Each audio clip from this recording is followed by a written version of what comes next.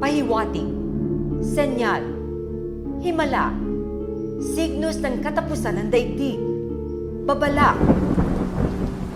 Sa iba't ibang panig ng mundo, malawakan ang mga nagaganap na kalamidad.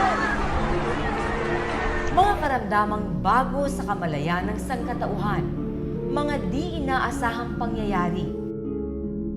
Marami sa mga ito ay maaaring ipaliwanag bilang buwelta ng kalikasan sa pagsasamantala ng tao.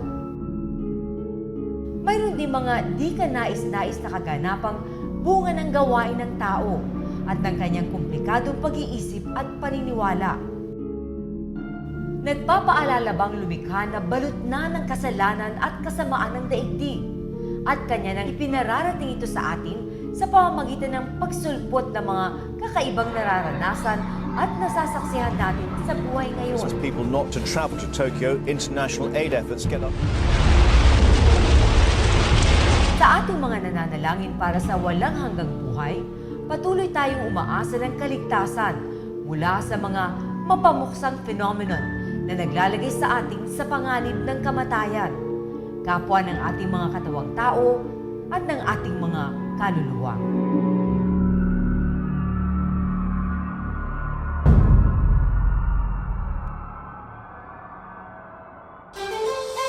Lindol, daluyong, unusat, baha, pagsabog ng bulkan, pagbuho ng lupa, daming nagsasawi, daming napipinsala, tayong sasambit, pahingi ng awa. Galit na ba itong si Mother Nature? Signo sa ba ito ng ating future? Dumidilim na ba ang picture? Lost na ba tayong mga creatures? Dagdag pa dyan, krimen at karahasan, sakit, bunga ng kapangahasan. Korupsyon, kahirapan, walang hupay na sigalot, wala na bang lunas, di na ba ito nakakatakot? Pero teka, meron ka bang naririnig? Merong tumatawag, hayun ng kanyang tinig. Who's calling? Sino po sila? Who's calling? Sino po sila?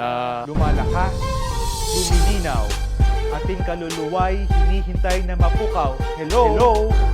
Who's calling? Sino po sila? Who's calling? Sino po sila? Ito ba ay panawagang tayo'y magtika na? Tena't sagutin natin, wag nang talikuran pa. Hello? Who's calling? Sino po sila? Who's calling? Sino po sila? Break it down.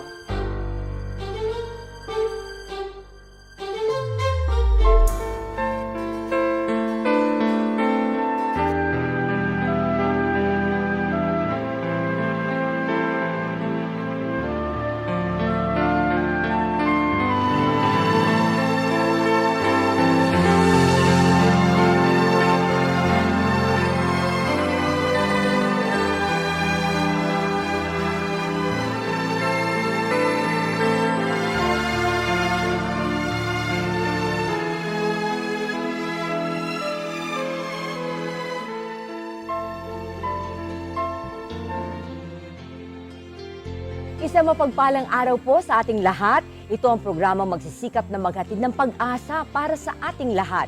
Ako po si Veronica Baluyot Jimenez at ito ang Who's Calling. Makakasama natin sa programa si Father Melvin Castro ng Diocese ng Tarlac. Magandang araw po, Father. Magandang araw, Sister Nikki, at sa lahat ng ating mga tagapanood. Father, nakita natin yung VTR kanina, no? Ang dami-daming nangyayaring nakakatakot ngayon sa mundo. Bakit po ba ito nangyayari? Sa totoo lang, pag sinabi kasi nating catastrophes, calamities, ang maiisip natin talaga end of times. Pero sa totoo lang, yung mga sinabi ng Panginoon na magkakaroon ng lindol, magkakaroon ng mga tagtuyot, magkakaroon ng mga iba't ibang calamities, ang ibig sabihin niya doon ay ang mundo na alam natin ngayon, the world that we know now, will pass away. Ito yung mangyayari. Hindi ibig sabihin ng paggunaw ng mundo ay wawasakin niyang literal. Ang ibig sabihin lang ay mababago.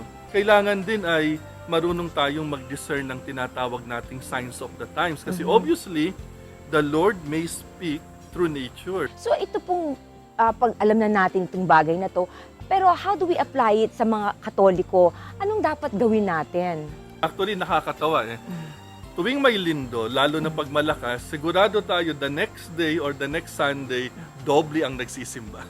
Kasi natatakot ang tao eh. Yet, because nature is created by God, ando doon ang possibility talaga that He would speak through nature. Hindi pa magagalit ang Diyos doon na sabihin, naaalala nyo lang ako kapag merong mga ganyang pangyayari. Actually, kahit yung dasal nating act of contrition, meron tayong isa pang term, yung attrition, na kaya tayo nagsisisi, kaya tayo humihingi ng tawad sa Panginoon because of the fear of hell. So, human nature, we can start with that. May fear. But we can build on that. So, in the end, paano natin tatanggapin yung nangyayari sa nature or sa mga personal nating buhay? Then from there, from fear, pupunta tayo sa hope, then pupunta tayo sa love. And hopefully, itong ang ating palatuntunan from this initial episode na talagang we have to realize andyan ang mga fearful things. Unti-unti, we can journey with our viewers. Ano nga ba ang spirituality? Dito sa sinasabi nilang mga secrets of Fatima, magkakaroon ng 3 days of darkness, yung malakas na lindol, iikot ang mundo, parang 1/3 of humanity na lang ang maiiwan. So, ito ba, Father, totoo ito lahat? Mangyayari ba talaga to? Meron kasi tayong tinatawag na private revelation. Ito yung mga apparition, mga visions. Ito, walang certitude. It's a matter of devotion and faith. Unlike pag banal na kasulatan, ang tawag natin dyan is public revelation. Dyan, kailangan paniwalaan natin yan. So, dalawang level ang ating dapat pinaghahandaan. Individual level, tinatawag nating particular judgment. Bawat isa sa atin, haharap sa Diyos at huhusgahan. At yung tinatawag nating general judgment. Lahat tayo husgahan ng Panginoon sabay-sabay. Pero, tulad nga ng nabanggit natin doon sa unang bahagi ng ating palatuntunan, kailangan, lalo na sa panahon natin ngayon, discerning tayo. No? On one hand, it might be out of fear, kaya tayo nagsisisi. At yun, naintindihan nyo ng Panginoon. Hindi naman niya mamasamain na kaya tayo nagsisisi ay dahil takot tayo sa impyerno. Ayun, so may pag-asa, Father, and we shouldn't fear if nananampalataya tayo sa Diyos. Okay, magbabalik po ang Who's Calling. Marami pa tayong pag-uusapan. Huwag po kayo aalis.